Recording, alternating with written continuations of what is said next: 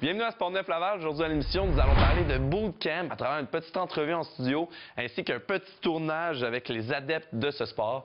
Alors, passons maintenant à l'historique. Le bootcamp. À la fin des années 1990, un vétéran américain de la Première Guerre en Irak, le sergent Ken Whitshirt, a l'audacieuse idée de lancer le premier fitness bootcamp. Sa devise, n'importe quel chiffre molle peut devenir une machine de guerre, tout en muscles. Il connaît en tout cas un succès immédiat et, surprise, ce sont surtout des femmes qui s'y bousculent. Programme spécial fesses en béton ou tablettes de chocolat. Les méthodes sont celles des Marines américaines. Autant dire que l'entraînement est rude, mais efficace. À raison de 2 séances d'1 heure par semaine, on peut déjà voir les premiers résultats en 1 mois seulement.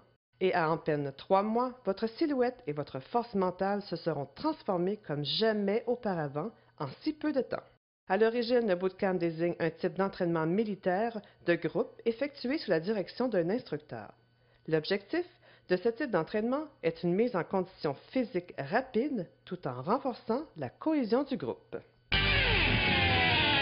Alors, pour nous parler du bootcamp, en studio, nous recevons pour la 2e fois à Sportneuf M. Daniel Gauthier, président fondateur du Québec Kyokushin Gauthier. Alors, bienvenue à Sportneuf. Hey, bonjour. Alors, explique-moi un peu comment ça marche, le bootcamp. Donc, le bootcamp, c'est un entraînement qui est un peu genre militaire, mais sans avoir l'attitude d'un militaire. Donc, mais c'est quand même 1 heure de temps, les gens vont s'entraîner. Puis, pendant 1 heure de temps, bien, il va y avoir des exercices différents qui vont se dérouler et tout est supervisé par un professeur. OK. Donc, dans le fond, c'est beaucoup de l'entraînement, mais un peu entraînement militaire, mais sans l'attitude stricte de militaire. Exactement, parce que chacun va à son rythme quand même, parce que c'est très demandant. Parce qu'à l'intérieur de l'entraînement que l'on fait, il y a de l'aérobie, il y a de l'anaérobie. Donc, ça veut dire explosion d'énergie, explosion de mouvement aussi. OK. Donc, parle-moi un peu des étapes des exercices que vous faites pendant le bootcamp. Bon, exemple, au début, on va commencer avec un peu de course de côté aussi pour bien échauffer le corps au complet. Après ça, on peut passer aux abdominaux. Après ça, on va passer à d'autres exercices qui vont être de sauter d'une certaine manière aussi. Les push-ups, les redressements assis. Il y a des choses à la fin, surtout, on va faire de l'étirement parce que c'est sûr que les gens ont travaillé beaucoup en force et en énergie. Fait que une bonne petite période d'étirement à la fin, bien, c'est très important. OK. Donc, vous essayez d'un peu montrer comment s'entraîner avec de bonnes habitudes de vie aux gens que vous enseignez. Exactement. Et puis en même temps, bien, je pourrais dire que la personne qui donne le cours, elle faisait partie de l'équipe nationale de Bulgarie en gymnastique.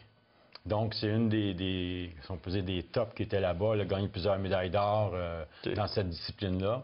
Et puis, maintenant, bien, on commence ce nouveau cours-là au centre de karaté.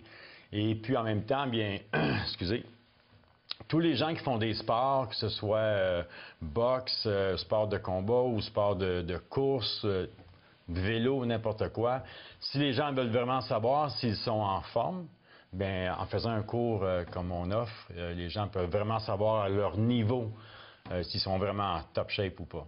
OK. Donc, est-ce qu'il y a des niveaux que vous classez les gens? Est-ce qu'il y a les extrêmes, ceux qui sont super en forme, les moins en forme? Comment ça marche dans vos cours? Non, c'est que tout le monde est ensemble. C'est sûr que, pendant 1 heure de temps, il y en a qu'après 20 minutes, ils vont se tasser un peu pour laisser les autres aller. Ils vont récupérer, après ça, ils rembarquent, puis ça continue. Okay, donc, ils choisissent comment ils vont.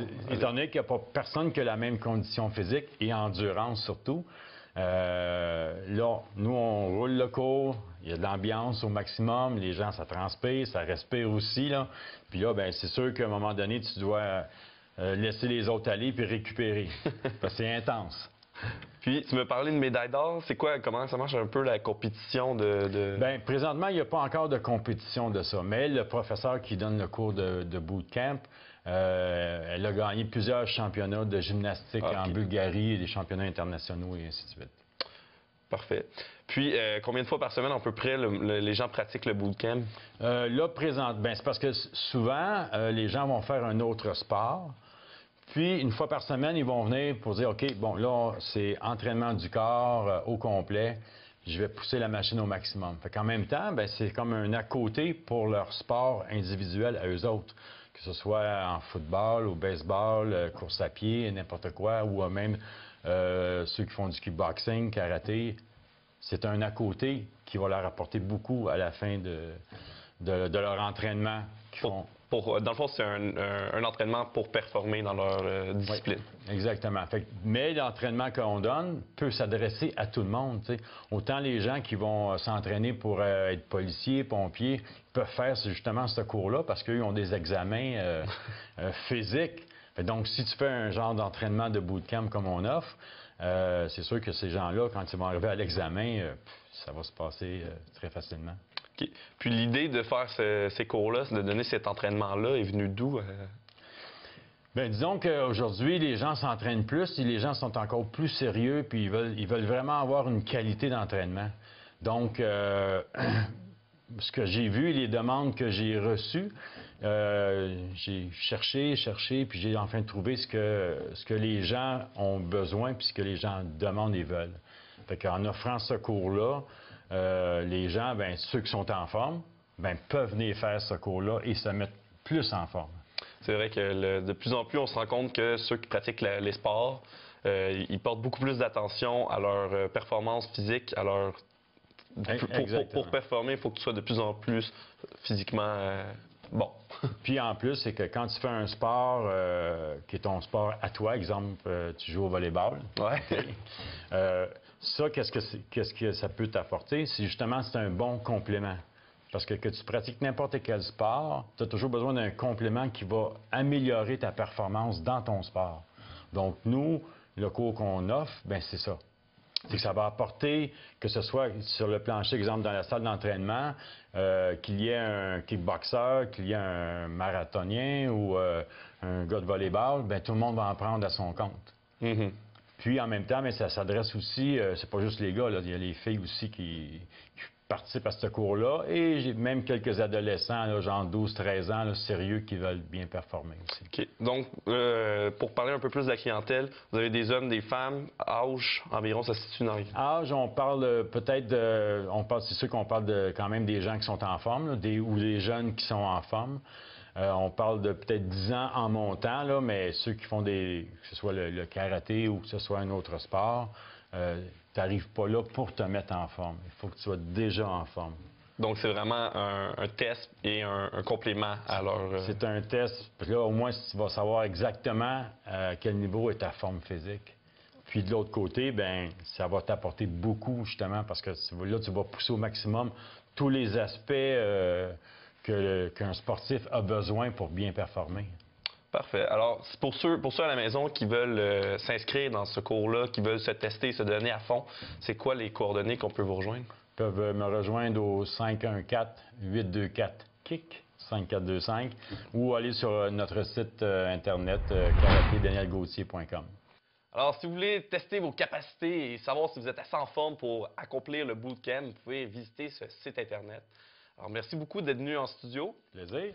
Alors, nous nous dirigeons maintenant à l'initiation du bootcamp pour mettre un petit peu d'image sur qu'est-ce que nous venons de discuter. Je me trouve actuellement au centre de karaté et de kickboxing Daniel Gauthier où je vais devoir faire un entraînement de bootcamp. Alors, on va mettre à l'épreuve mon potentiel physique. Et je suis en agréable compagnie avec justement Daniel Gauthier. Bonjour. Bonjour, Martine. Alors, j'ai pas trop peur, mais je me demande, ça constitue quoi exactement un entraînement de bootcamp? C'est un entraînement physique, donc on va travailler du côté aérobie. Donc, ça dure pendant 1 heure sans arrêt. Ensuite, on a le côté anaérobie. L'anaérobie, donc, c'est l'explosion d'un mouvement en puissance, en force et en vitesse. Il faut bien comprendre, c'est un peu l'explosion du cœur, c'est ça? C'est que tu vas forcer... Le cœur, il va pomper au maximum. Ça va pomper au maximum, c'est sûr. En même temps, c'est bon pour la récupération. Et puis, c'est sûr que, bon, il y a toujours des exercices qui se font en souplesse et en force. Lorsqu'on dit bootcamp, donc ça a une connotation un peu militaire, c'est ça? C'est exactement ça. C'est que donc le cours commence, c'est 1 heure de temps sans arrêt. C'est sûr que il y a des gens qui vont arrêter durant le parcours, mais l'idée, c'est de se rendre jusqu'au bout. et de se pousser au maximum. Bien, tu n'as pas le choix avec les exercices qu'on doit faire durant l'heure. Donc, il y a des exercices que ce soit d'abdominaux ou travailler les jambes, les balancements de jambes, les push-ups. Donc, c'est très demandant. Mais si jamais j'arrête, il n'y a pas de fouette qui va sortir. Il n'y aura pas de fouette, mais je ne penserai pas appeler l'ambulance non plus. On va te laisser récupérer, puis quand tu es prêt, tu recommences, puis tu continues. OK. C'est pas un cours qu'on conseille nécessairement aux gens qui débutent l'entraînement. C'est vraiment comme je vois des gens en arrière là, qui ont quand même une base de karaté, c'est ça? Il y a une base de karaté, j'ai des gens qui font aussi du soccer, j'ai des gens qui font du kickboxing, il y en a qui font de la danse. Fait que c'est adressé à tout le monde, dans le fond. Parce que justement... Qui ont une certaine base, qui ont un certain niveau quand même. Oui, c'est sûr que si la personne, ça fait 5 ans ou 3 ans qu'elle ne s'est pas entraînée, tu ne commences pas avec ça. Parce que là, ton muscle n'est pas habitué. Là, on va appeler l'ambulance, c'est ça. Et on va avoir Daisy qui va nous faire le cours. Oui, bien, Daisy, c'est l'entraîneur-chef. Et donc, elle était gymnaste en Bulgarie. Elle faisait partie de l'équipe nationale. Donc, elle a gagné plusieurs médailles. Et puis, au niveau de sa condition physique, c'est assez impressionnant. Bon.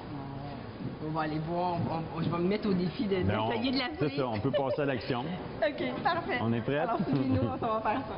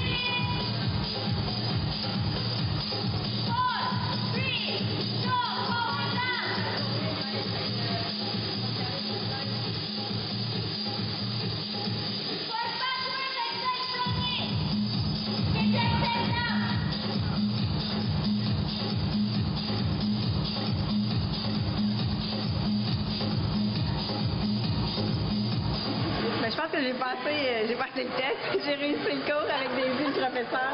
Daisy, your course were amazing. Thank you so much. I'm happy to hear that. That's my passion. I grow up with training all the time, professional sports. Yeah. So that's really something in my heart. So I love working with people, make them work out. And the important thing is that you make their life improve and get them feel better. And the other passion is to work with children because I was a coach for children in my national team in Bulgaria. So I really can see the difference when generally people they're working out, how their life really improves and how much better they feel and more confident, and it's really amazing when after a class people they feel great and they say, oh thank you, I feel really tired, great. but feel great. Yeah, but that's a good time for tiring. So, elle dit qu'elle est très passionnée par l'entraînement. Pour elle, c'est un mode de vie. Elle vient de la Bulgarie et pour elle, même entraîner les enfants, les adultes, c'est quelque chose qui la stimule beaucoup, qui la motive énormément. Puis une fois que les gens ont terminé le cours, ben, ils se sentent un peu plus motivés, un peu plus en forme et qui pètent le feu. Ben, pour elle, c'est un mode de vie pour elle. Donc, elle est vraiment bonne. Elle est super bon prof, Daisy. Donc, venez la voir au centre de kickboxing Daniel Gauthier. C'est bien ça, Daniel Gauthier. Mais oui, manquez pas. Venez faire un tour. Venez faire un tour. Vous allez être sûr en forme, c'est certain.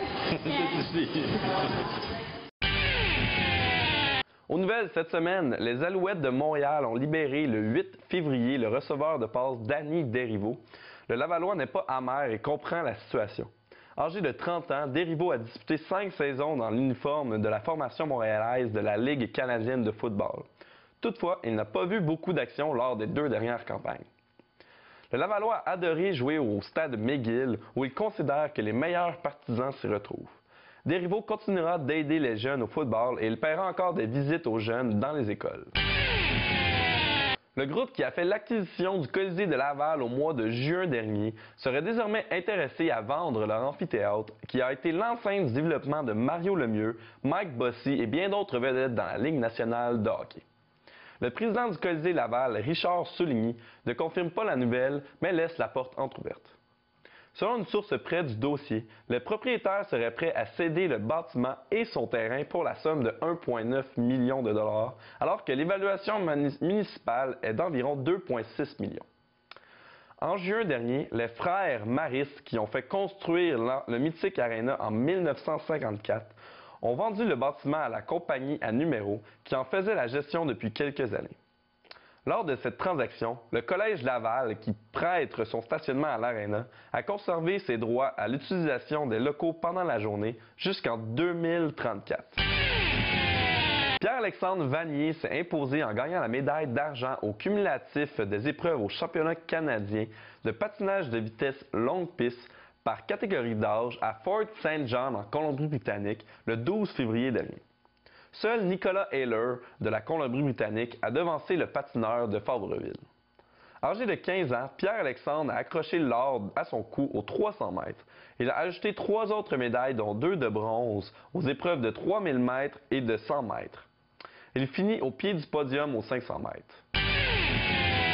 Après s'être qualifié pour les Jeux olympiques de Londres aux 3 mètres synchronisés le 20 février dernier, Alexandre Despatie et Robin Ross ont complété le boulot au tremplin de 3 mètres en obtenant leur laissez-passer individuel pour les Olympiques.